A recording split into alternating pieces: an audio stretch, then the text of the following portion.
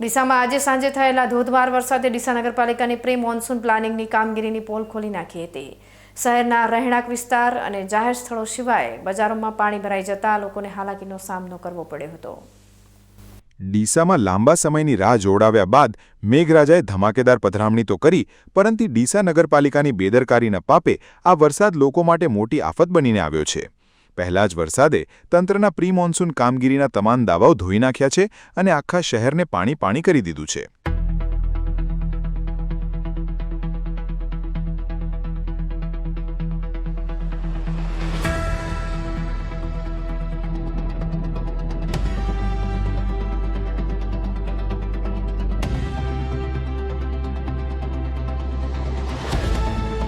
ડીસામાં ધોધમાર વરસાદે પાલિકાના અંધેર વહીવટની પોલ ખોલી નાખી છે, જેમાં હાઈવેથી લઈને મુખ્ય બજારોની દુકાનોમાં વરસાદી પાણી ઘૂસી ગયા છે। બીકે ન્યૂઝ ચેનલે થોડા દિવસ પહેલા જ આ આફતની આગાહી કરતો અહેવાલ બતાવ્યો હતો, જે તંત્રની નિષ્ક્રિયતા વચ્ચે આજે 100% સાચો પડ્યો છે। જલારામ મંદિરથી સાંઈબાબા મંદિર જતા માર્ગે તંત્રના વિકાસરૂપી ખાડાઓમાં અનેક વાહનો ખાબકતા લોકો પારાવાર મુશ્કેલીમાં મુકાયા છે।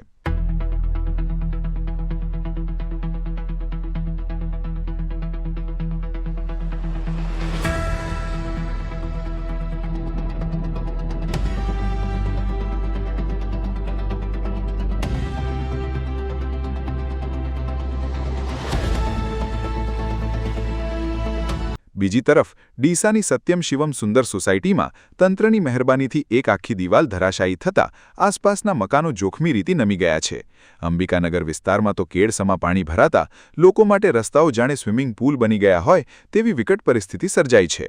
તંત્રની આ ઘોર બેદરકારીને લઈને હવે સ્થાનિકોનો ગુસ્સો 7મા આસમાને પહોંચ્યો છે અને તેઓ નેતાઓ સામે ભારે રોષ ઠાલવી રહ્યા છે। 10 ઘરોનો 2 ઘરોનો કોટ ન પડી ગયો છે અને રાત નીકળીને વરસાદને પણ મારો ઘર નમી ગયો છે। તમે ક્યાં છો? અમને નાના છોકરા લઈને અમકો અમે મરી જાત તો તમારી પાસે સાહેબ। બાઇટ સ્થાનિક શહેરના 13મી નાલા વિસ્તારમાં પણ પાલિકાના સ્માર્ટ આયોજનના લીધે વરસાદી પાણી ભરાવાની ગંભીર ઘટનાઓ સામે આવી છે।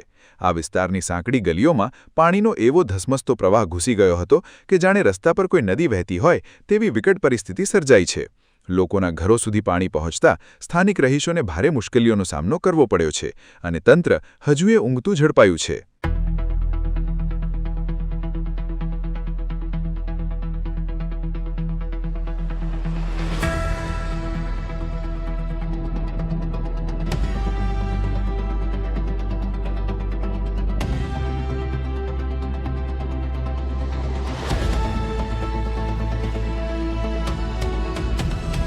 દરમિયાન ડીસાના ગાંધી ચોક વિસ્તારમાં પવન અને વરસાદને જોરે એક મહાકાય લીમડાનું વૃક્ષ ધરાશાયી થઈ ગયું હતું। સદનસીબે આ મોટી દુર્ઘટનામાં કોઈ જાનહાનિ નથી થઈ, પણ પાલિકાની પ્રી મોન્સૂન વૃક્ષોના ટ્રીમિંગની કામગીરી સામે મોટો સવાલ ઊભો થયો છે। આ ઝાડ પડવાની ઘટના સાબિત કરે છે કે ડીસામાં ખાબકેલા વરસાદની તીવ્રતા કેટલી ભયંકર અને નુકસાનકારક હતી।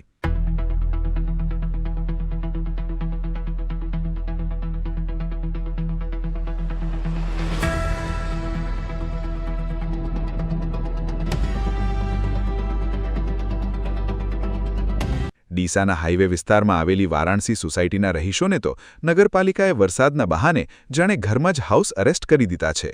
લોકોના ઘરની બિલકુલ બહાર ઢીંચણસમા ગંદા પાણી ભરાઈ જતા લોકો ઘરની બહાર નીકળી શકે તેવી સ્થિતિમાં જ રહ્યા નથી। પાલિકાના પાપે લોકો પોતાના જ ઘરમાં કેદ થઈને આ નરક સમાન સ્થિતિમાં જીવવા માટે મજબૂર બની ગયા છે।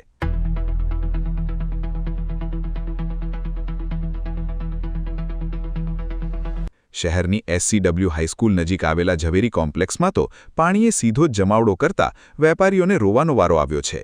બેઝમેન્ટની દુકાનોમાં પાણી ભરાઈ જતા લાખો રૂપિયાનું નુકસાન થવાની ભીતિ છે, પણ આ નુકસાની શું પાલિકાના સત્તાધીશો કરશે ખરા? માત્ર કાગળ પર કામ કરતા તંત્રએ આજે ડીસાના વેપારીઓને રાતા પાણીએ રોવડાવી દીધા છે।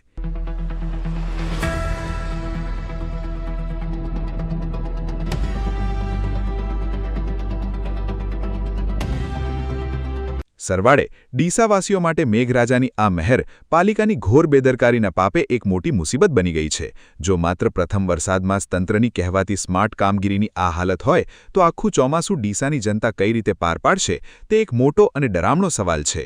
અતુલ પટેલ સાથે Haresh Thakor, BK news channel, Deesa.